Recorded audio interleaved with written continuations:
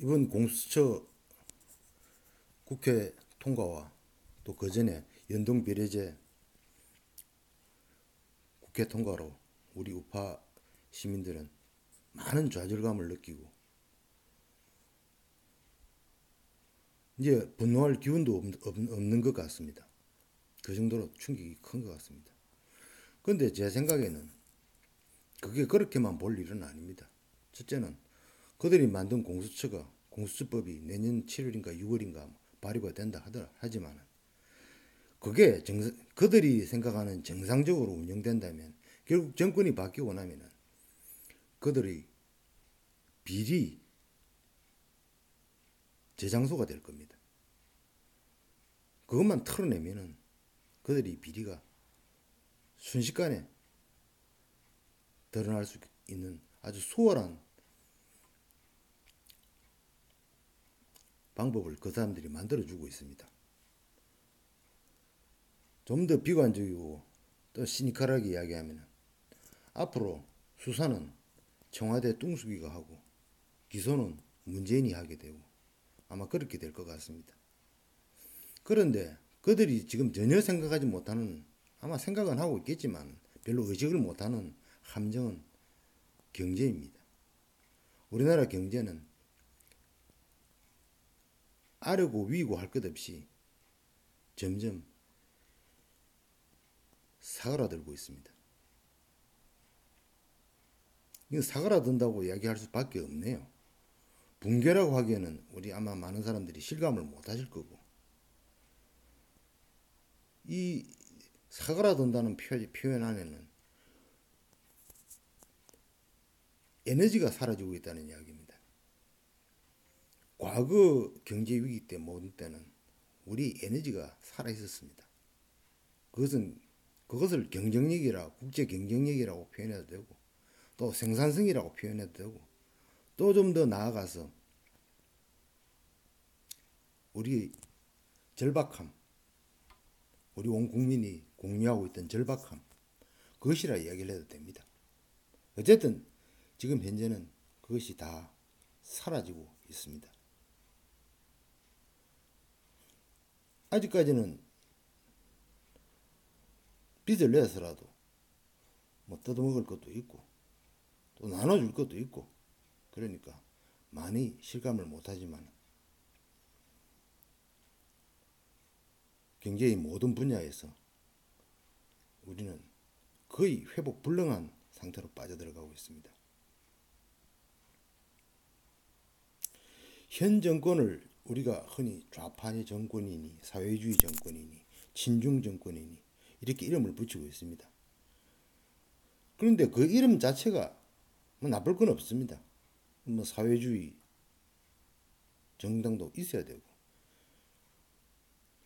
영국의 노동당이나 미국의 민주당도 요즘 와서는 확실한 좌파의 특성을 보이고 있습니다. 문제는 그것이 별로 호응을 얻지 못하고 있다는 거죠. 우리나라 실정은 그보다 더합니다. 양사방을 둘러보면은 우리 우방이라고 이야기할 만한 국가가 글쎄요, 미국 정도겠죠. 어쨌든 미국은 영토적 야심도 없고 또 지금 현재의 지정학적으로 우리가 미국에 필요한 상태니까 사실 다른 나라, 여타 나라에 비해서 많이 봐주고 있는 편입니다. 아마 웬만한 나라였으면 벌써 세컨드리 보이콧이 한 번 정도는 들어갔을 건데, 그렇게 큰 타격을 주기에는 아직 우리나라의 위치가 미국에게는 많이 필요하니까 그냥 두고 보고 견제만 하고 있는 그런 상태입니다. 그 외에 뭐 일본이 한국을 침략할 거라고 저는 생각하지는 않습니다만은, 뭐 그렇게 우려하는 분도 많지만은 저는 그런 일은 없을 거라고 생각합니다. 그리고 중공, 뭐 북한, 뭐 이야기할 것도 없죠. 현 정권의 친중공 정권은 그야말로 꺼져가는 모닥불에다가 물을 뿌리고 있는 격입니다. 중공의 내부 모순과 부조리, 그 문제로 인해 전 세계로부터 외면을 받고 미국은 지금 현재 중국에게 너희들이 본래 모습인 삼류국으로 돌아가라고 강하게 압박하고 있습니다. 그리고 중공은 저항할 힘도 없습니다. 그 상태에서 미국이 폭폭을 한다거나 아니면 어느 유명한 유튜브 방송 하는 분들이 말 맞다나 북한을 미국이 접수하고 또 향후 우리에게 물려주고 또 어떤 분들은 만주까지 우리에게 트럼프가 줄 거라고 예언하는 분도 있던데 그거는 옳든 그르든 먼 장래의 일이고 지금 현재 우리가 취한 입장은 현 정권이 사회주의라는 이름을 쓰지도 않고 거의 교과서적인 사회주의 정책을 쓰므로 해서 우리나라가 경제가 피폐해지면 그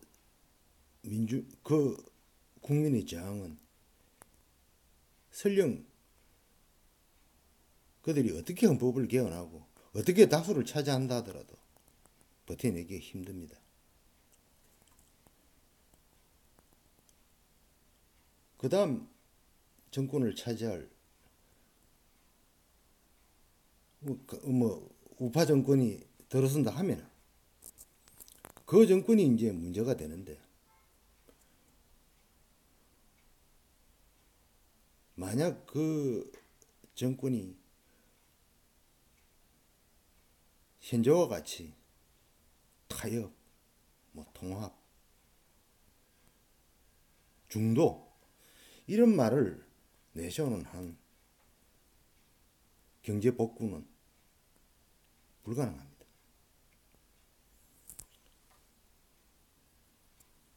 과도한 포퓰리즘에 의해서 사회기관과 질서와 경제 구조가 무너지면 그것을 복구하는 데는 거의 극우에 가까운 강력한 처방이 필요합니다. 제 생각에는 노조를 거의 다 와해시켜야 되고 각 사업장별 노조 외에는 법으로 인정을 하지 않고 그리고 좀 더 나아가서 이건 좀 응징적인 의미도 있지만 5급 이상 고위공무원 그 다음에 장성급 그 다음에 최소한도 어떤 직위를 가지고 있었던 교육자들 그분들이 퇴직한 지 5년이 지나면은 5년이 지난 분들에 한해서 연금을 무기한 제한하고 또 법인세는 대폭 할인하고 심지어 소득세, 증여세, 상속세 그런 문제까지 유화적으로 축소시켜서 국내외의 투자를 끌어들여야 하는 극단적인 방법을 써야 할지도 모릅니다. 그 저항을 여러분이 지금 보고 계시는 이 자한당 혹은 보수 대통합이니 어쩌니 저쩌니 떠드는 인물들이 해나갈 수 있을 것 같습니까? 그건 불가능할 겁니다. 불가능합니다. 그랬을 때 우리나라 경제는 L자가 아니고 L자 이 경제 일본식 어떤 경제 불황을 이야기하는 거죠. L자 한번 떨어져서 그 떨어진 상태로 직선으로 나간다는 거. 우리는 그런 상태는 우리한테는 오히려 과분한 겁니다. 그냥 하염없이 떨어지는 겁니다. 밑바닥은 있겠죠. 그렇지만 그 밑바닥은 우리가 상상하기도 어려울 정도일 겁니다. 이것이 아무리 외면하고 싶어도 우리가 당면한 문제입니다. 그래서 제가 드리고 싶은 말씀은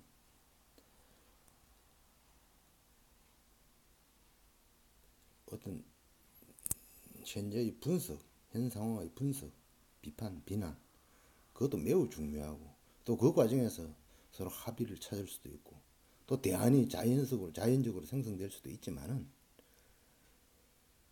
지금 3년간 다 경험하고 올 때까지 다 온 이 상태에서 어떤 확고한 행동의 방향이 정해져야 되지 않겠냐 하는 겁니다. 그 역할을 하는 사람이 제 눈에는 보이지 않습니다. 그게 답답하다는 겁니다.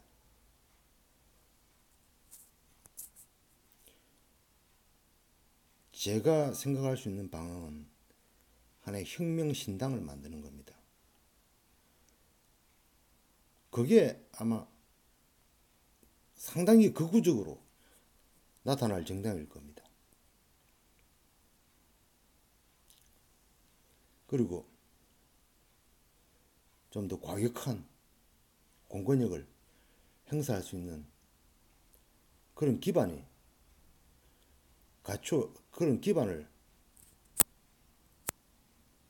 갖춰야 될 겁니다.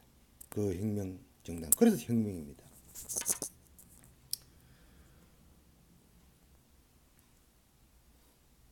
문제는 우리의 후손입니다. 우리야 지금 40, 50대 되는 분들 뭐 한 40대 정도는 말년이 조금 힘들 겁니다. 이대로 가면은. 뭐 50대, 60대는 고생도 어렸을 때 해봤고 또 힘들게 세상을 살아왔으니까 뭐 갈 때 조금 힘들게 가더라도 견딜만 하겠죠. 문제는 20, 30대입니다. 그들이 우리나라를 짊어지고 나가야 되는데 지금 이 상태로 암담합니다. 물론 암담하다는 것도 저 같은 어떤 꼰대의 눈으로 볼 때 암담하지. 또 그들은 그들대로 얼마든지 자신감을 가지고 세상을 살아갈 그런 자세가 되어 있겠지만 이 경험해 본 바 우리 자신의 모습뿐만 아니고 우리 주위를 둘러보면 흥망성쇠 그게 수십 년 안에 많이 반복이 되어 왔습니다. 단지 그게 우리에게 그냥 영향이 어느 정도 미치지 않았다 뿐이지 그 일은 지금도 벌어졌고 앞으로도 벌어질 겁니다. 그 속에 우리가 포함되지 않는다는 그런 보장은 없습니다. 힘을 내되 어떻게 어떤 방향으로 또 구체적으로 무엇을 위해 우리가 힘을 내야 하는지 그 방향 제시가 지금 없습니다. 뭐 40, 50대, 30, 40대 젊은 유튜버들을 방송을 한번 보면 자기들끼리 고소고발장 주고받느라고 정신이 없고 어떤 지식적인 측면에서는 전혀 기대할 게 없고 일루미나티가 어떠니 프리메이슨이 어떠니 그런 이야기까지도 나돌고 아무런 구체적인 움직임이 보이지 않습니다. 저는 그런 구체적인 움직임을 바탕으로 앞으로 계속 부족하나마 유튜브를 해나갈 생각입니다. 봐주시면 감사하겠습니다.